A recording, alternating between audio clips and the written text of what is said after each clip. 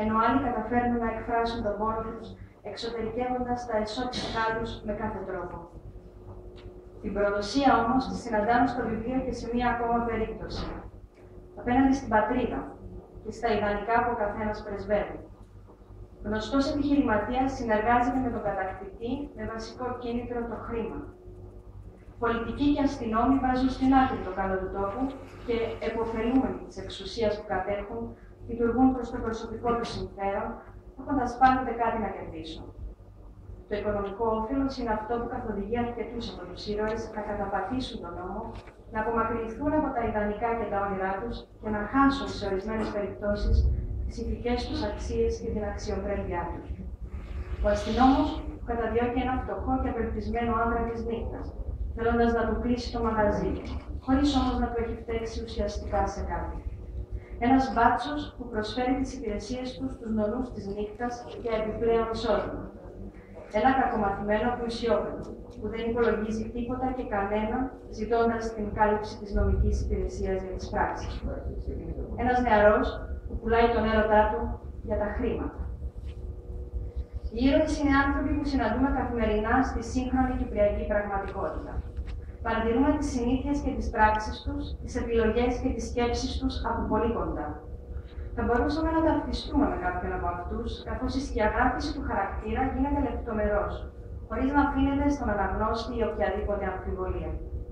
Η συγγραφέας επιλέγει να μας παρουσιάσει δύο διαδοχικές γενιές, οι οποίες άλλοτε συνδέονται με φάνταστους τρόπους και άλλοτε όχι. Η πρώτη γενιά ήδη γύρω στα 50. Οι ήρωες, οι περισσότεροι ευκατάστατοι, επαγγελματίες, ενώ οι υπόλοιποι ανήκουν στη μεσαία τάξη. Μοναδική εξαίρεση, ο Μπάμπης, άνθρωπος της νύχτας, ο οποίος προσπαθεί να ξεφύγει από τη μιζέρια του. Στο τέλος, με τον πιο περίτεχνο τρόπο τα καταφέρνει.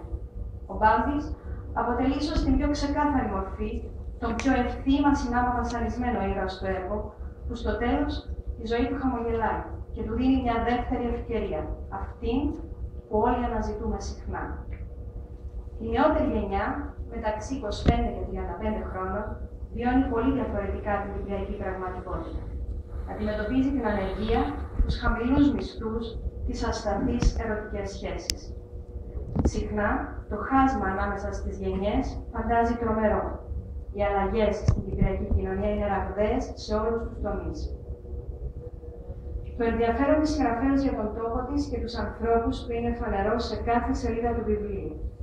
Η οικονομική κρίση που βιώνουμε τα τελευταία χρόνια, η διαφθορά σε όλους τους δημόσιους και μη φορείς, το πολιτικό μας πρόβλημα και πώς το διαχειρίζονται ορισμένοι πολίτες, είναι μερικά από τα θέματα που θίγονται στο βιβλίο. Η εσωτερική γαλήνη για τον κάθε ήρωα ξεχωριστά και το ταξίδι μέχρι την εκπλήρωση είναι ο βαθύτερος στόχος της συγγραφέως, ο οποίος επιτυχάνεται συχνά με τους εκτενείς εσωτερικούς μονολόγους, όπου οι σκέψεις του κάθε ήρωα ενσωματώνονται και συμφαίνονται με αυτές του αφηγητή. Το βλέπω στα μάτια σου λοιπόν αποτελεί έναν καθρέφτη που αντικατοπτρίζει τη σημερινή κυπριακή πραγματικότητα, υφαίνοντας δραματικά τον δρόμο που επιλέγει ο καθένας να διαβεί στη ζωή του. Το ταξίδι που ονειρεύεται και επιδιώκει να εκπληρώσει. Σας εύχομαι καλή ανάπτυξη.